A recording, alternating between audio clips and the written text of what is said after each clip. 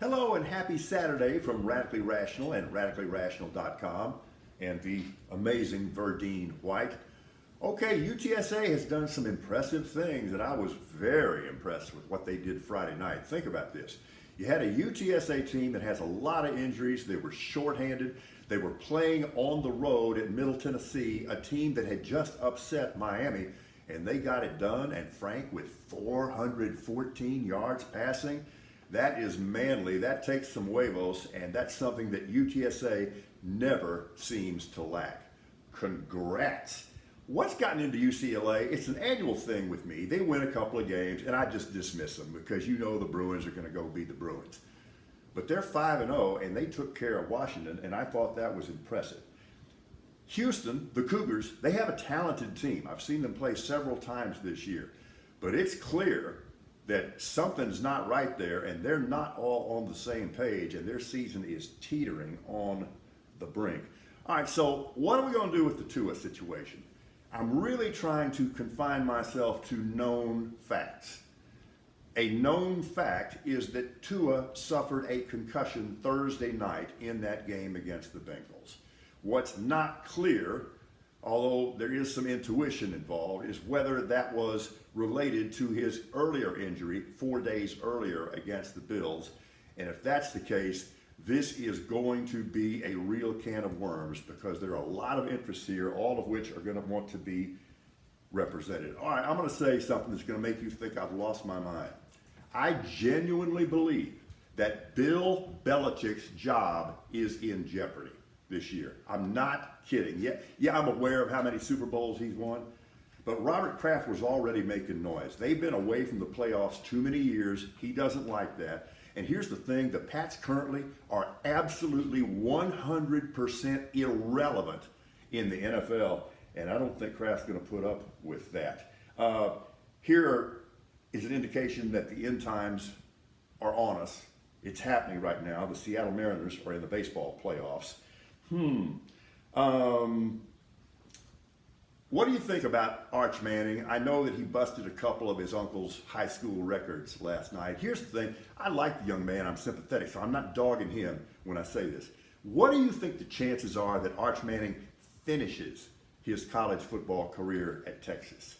I don't think they're that large. With the exception of being the head coach at Texas, the nastiest, most thankless job on earth is being a heralded quarterback at the University of Texas. The Texans are going to beat the Chargers Sunday. Yeah, they are, for a variety of reasons.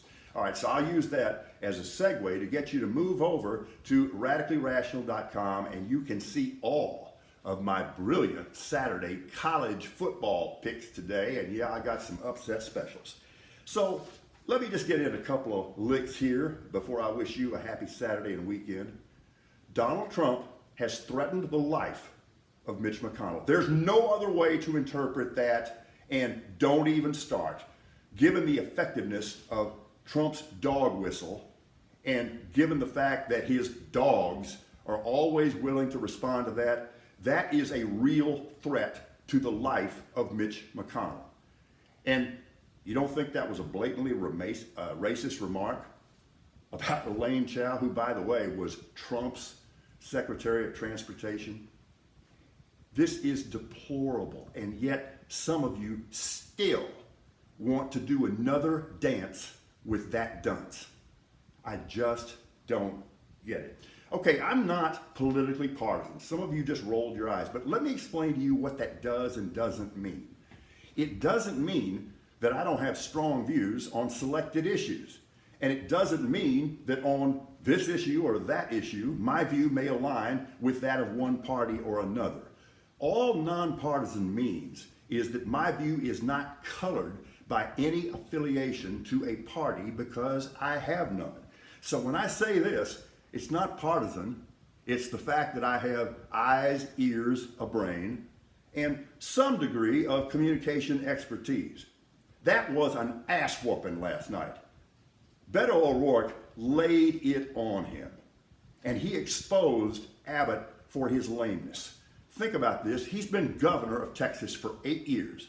He's had every political advantage imaginable, and he has done absolutely nothing other than fail Texas and Texans every time he was confronted with a crisis or even a tough situation. That was an ass whooping. I hope you have a beautiful Saturday. I hope it's an entertaining one.